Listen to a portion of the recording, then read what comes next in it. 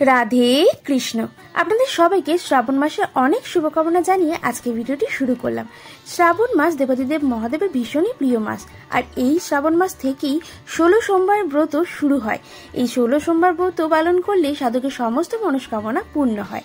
16 সোমবার ব্রত মূলত শ্রাবণ মাস বা কার্তিক মাস বা ফাল্গুন মাসের প্রথম সোমবার থেকেই শুরু করে পরপর 16টি সোমবার পর্যন্ত পালন করা হয়। তবে আপনি যদি মন থেকে শ্রদ্ধাপূর্বক এই ব্রত পালন করতে চান তাহলে যে কোনো মাসে কোনো সোমবার শুভ দেখে সেই সোমবার থেকে এই ব্রত পালন করতে পারেন। তবে আপনি এই ব্রত পালন করতে চাইলে এই 16টি সোমবার আপনাকে এই ব্রত পালন করতেই হবে, মাঝে একটিও সোমবার বাদ দেওয়া যাবে না। শ্রাবণ মাসে আমরা যে সোমবার পালন করি প্রকৃতপক্ষে সেটিই হলো 16 সোমবারের ব্রত।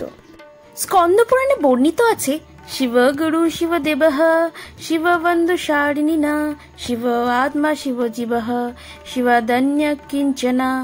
অর্থাৎ শিব গুরু, শিব দেবতা, শিবই সমস্ত শরীরধারী প্রাণীর বন্ধু, শিবই জীবের দেহ গহ্বরে বসবাসকারী আত্মা এবং শিবই জীব, শিবের থেকে ভিন্ন আর কিছুই নেই। সোমবারের ব্রত ভগবান শিবের অত্যন্ত প্রিয়। ভগবান শিব বলেন, এই সোমবার আমারই স্বরূপ, তাই একে সোম বলা হয়ে থাকে। এই সোমবারের ব্রত করলে মনে করা হয় সকল মনোবাঞ্ছনা সবারই পূর্ণ হয়ে থাকে। এমনই একটা মনোবাঞ্ছনা পূর্ণের ব্রত কথা শুনে নেব এই ব্রতের পূজাবিধি ও নিষেধাজ্ঞা। তবে তা শোনার আগে চ্যানেলে নতুন হয়ে থাকলে প্লিজ চ্যানেলটিকে সাবস্ক্রাইব করে নেবেন, আর ফেসবুক পেজ থেকে ভিডিওটি দেখে থাকলে পেজটিকে ফলো করে দেবেন। তাহলে চলুন ব্রত কথা শ্রবণ করি। একদা দেবী পার্বতীর সাথে দেবাদিদেব মহাদেব ভূলোকের অমরাবতী নগরে ভ্রমণ করতে এসেছিলেন। সেখানকার রাজা একটি শিব মন্দির করেছিলেন যা খুবই সুন্দর এবং পবিত্র। মহাদেব ও দেবী পার্বতী সেখানে ছদ্মবেশ ধারণ করে ভ্রমণ করতে এসেছিলেন। দেবী পার্বতী বললেন, হে নাথ, আসুন আজ এই জায়গায় আমরা পাশা খেলি। খেলা শুরু হলো। মহাদেব বলতে শুরু করলেন, আমিই জিতবো। এইভাবে তারা নিজেদের মধ্যে কথোপকথন করছিলেন। এমন সময় মন্দিরে পুরোহিত পূজা করতে এলো। তিনি তাদের ছদ্মবেশ বুঝে ফেললেন। এই পার্বতী পুরোহিতকে ডেকে জিজ্ঞাসা করে বলেন, হে ব্রাহ্মণদেব, আপনিই বলুন কার বিজয় হবে। পুরোহিত বললেন, এই খেলায় অন্য কেউ মহাদেবের মতো অত পারদর্শী নয়, তাই প্রভুই জিতবেন। কিন্তু বিপরীত ঘটনা ঘটল। দেবী পার্বতী জিতে গেলেন। দেবী পার্বতী পুরোহিতকে ডেকে বলেন, হে ব্রাহ্মণদেব, আপনি ব্রাহ্মণ হয়ে মিথ্যা কথা বললেন কিভাবে? এই জন্য আপনি কুষ্ঠরোগী হবেন। এর কিছুদিন পর সেই পুরোহিত কুষ্ঠরোগে আক্রান্ত হলো। কিছুদিন পরে মহাদেব একজন অপ্সরাকে সেই পুরোহিতের কাছে পাঠালেন। অপ্সরা সেই মন্দিরে পূজা করার ছলে এলেন। এরপর অপ্সরা পুরোহিতকে ডেকে তার কুষ্ঠরোগের কারণ জিজ্ঞাসা করলেন এবং পুরোহিত তাকে সব কথা বলে দিলেন। পুরোহিতকে ডেকে অপ্সরা বললেন, হে পুরোহিত মহাশয়, আপনি যদি 16 সোমবার ব্রত পালন করেন তবে মহাদেবের আশীর্বাদ আপনার উপর বর্ষিত হবে এবং আপনি এই সংকট কাটিয়ে উঠবেন। 16 সোমবার ব্রতের কথা শুনে অপ্সরাকে পুরোহিত এই ব্রতের বিধি জিজ্ঞাসা করেন। অপ্সরা তাকে 16 সোমবার ব্রতের সম্পূর্ণ বিধি বলেন এবং সেখান থেকে প্রস্থান করলেন। এরপর পুরোহিত ভক্তি শ্রদ্ধার সাথে এই ব্রত পালন করতে লাগলেন। এর কিছুদিন পর থেকে পুরোহিতের রোগ আস্তে আস্তে ঠিক হতে থাকে এবং কয়েক মাস পরে তিনি সম্পূর্ণরূপে সুস্থ হয়ে ওঠেন। কয়েকদিন পর মহাদেব ও দেবী পার্বতী মন্দিরে পুজো চলাকালীন সেই পুরোহিতকে সাক্ষাৎ দর্শন দেন। এরপর দেবী পার্বতী সেই পুরোহিতকে রোগ মুক্ত দেখে জিজ্ঞাসা করলেন, আমার অভিশাপ থেকে মুক্তি পেতে আপনি কি ব্যবস্থা নিয়েছিলেন? পুরোহিত বললেন, হে মাতা, অপ্সরার কথায় 16টি সোমবারের ব্রত পালন করে আমি এই দুর্ভোগ কাটিয়ে উঠেছি। এ কথা শুনে দেবী প্রসন্ন হলেন এবং দেবী পার্বতী ও মহাদেব সেই পুরোহিতকে আশীর্বাদ প্রদান করে আবার অদৃশ্য হয়ে গেলেন। সেই ব্রাহ্মণ নিজের বিবাহের মনস্কামনা নিয়ে এই 16 সোমবার ব্রত পালন করেন। ফলস্বরূপ একজন সুলক্ষণা রাজকন্যার সাথে তার বিবাহ হয়।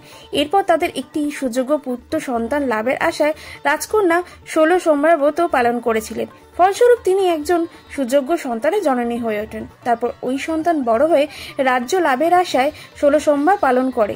ফলস্বরূপ বেশ কিছু বছর পর তিনি অঞ্চলের রাজা হয়ে ওঠেন। এরপর তিনি বেশ কিছু বছর পর বিবাহ করে এবং কিছু বছর পরই তার বিবাহ বিচ্ছেদ হয়ে যায়। তারপর রানী 16 সোমবার ব্রত পালন করায় তাদের ভাঙা সংসার আবার জোড়া লেগে যায়। এরপর থেকে এই 16 সোমবার ব্রত মানুষের কাছে খুবই জনপ্রিয় হয়ে ওঠে। অতীতে একদিন দেবী পার্বতীও এই 16 সোমবারে ব্রত করেছিলেন। এর ফলে অভিমান করে থাকা ভগবান কার্তিক তার অভিমান ত্যাগ করে দেবী পার্বতীর বাধ্য হয়েছিলেন। ভগবান কার্তিক দেবীকে জিজ্ঞাসা করেছিলেন, হে মাতা, কি কারণে আমার মন সবসময় আপনার চরণে আশ্রিত হয়ে থাকে? তখন দেবী পার্বতী তাকে 16 সোমবারের ব্রতের কথা বলেছিলেন। এরপর একদিন ভগবান কার্তিক এই ব্রত পালন শুরু করেন এবং তার হারিয়ে যাওয়া বন্ধুকে ফিরে পান। এবার জেনে নেব এই 16 সোমবার ব্রত পালনের বিধি। নিত্য স্বৈরাচার বিধিতে প্রাতকৃত্য সম্পন্ন করুন। এরপর স্নান করে শুদ্ধ বস্ত্র পরিধান করে মাথায় ত্রিপুণ্ড, গলায় রুদ্রাক্ষের মালা ধারণ করুন এবং ব্রতের জন্য সংকল্প করুন। সারাদিন উপবাস থেকে সন্ধ্যায় কোনো শিব মন্দিরে অথবা বাড়িতে প্রতিষ্ঠিত শিবলিঙ্গের পূজা করে 16 সোমবারের পূজাবিধি সম্পূর্ণ করুন। এবার জানবো 16 সোমবার ব্রতের পূজাবিধি।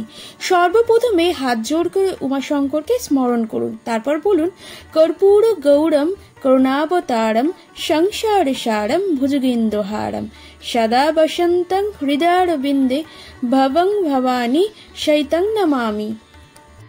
এরপর শুদ্ধ জল দিয়ে শিবলিঙ্গে অভিষেক করে বলুন, ওম মহাশিবায় সোমায় নমঃ শুদ্ধ দৌকেন স্নাপয়ামি। এরপর দুগ্ধ দিয়ে শিবলিঙ্গের অভিষেক করে বলুন, ওম শ্রী সাম্য সদাশিবায় নমঃ ক্ষীরেন স্নাপয়ামি। এরপর চিনির জল বা আখের রস দিয়ে অভিষেক করে বলুন, ওম শ্রী সাম্য সদাশিবায় নমঃ বিভূতিং ধারায়ামি। এরপর শিবলিঙ্গে চন্দন লেপন করে বলুন, ওম শ্রী সাম্য সদাশিবায় নমঃ চন্দনং ধারায়ামি। এরপর শিবলিঙ্গে সাদা বর্ণের ফুল, বেলপাতা, আতপ, চাল অর্পণ করে বলুন, ওম শ্রী সাম্য সদা শিবায় নমঃ নানাবিধ পুষ্পানি অক্ষতং বিলম্ব পত্রানি সমর্পয়ামি। এরপর শিবলিঙ্গের সামনে নৈবেদ্য নিবেদন করে বলুন, ওম শ্রী সাম্য সদা শিবায় নমঃ নৈবেদ্যং নিবেদয়ামি। এরপর একটি থালায় প্রজ্বলিত প্রদীপ ও ধূপ জ্বালিয়ে শিব আরতি করুন, গীতা পাঠ করুন। তারপর উপোস ভঙ্গ করে যে কোনো নিরামিষ খাবার গ্রহণ করুন। এইবার জেনে নেব এই 16 সোমবার ব্রতের দিন কি কি করা নিষেধ, অর্থাৎ এই উপবাসের দিন কি কি করবেন না। এই উপবাসের দিন দিনের বেলা ঘুমাবেন না, নেশাজাত পদার্থ সেবন করবেন না, কোনো রকম আমিষ জাতীয় খাবার খাবেন না। এই দিন সহবাস করাও একদম নিষিদ্ধ। এছাড়াও কোনো মানুষকে অপমান করা, অযথা হেনস্থা করা, কাউকে প্রহার করা, ঠকানো, মিথ্যা কথা বলা, মিথ্যা অপবাদ দেওয়া ইত্যাদি পাপকর্ম করবেন না। এইগুলি করলে তার প্রভাবে আপনার ব্রতের পুণ্যফল বিনষ্ট হবে। এছাড়াও এই দিন কোনো পশু হনন বা পশুদের উপর প্রহার ভুলেও করবেন না। ভিডিওটি কেমন লাগলো কমেন্ট বক্সে কিন্তু জানাতে ভুলবেন না। ভালো লাগলে লাইক, কমেন্ট, শেয়ার আর ফলো করে দিয়ে পাশে থাকবেন। ভালো থাকবেন।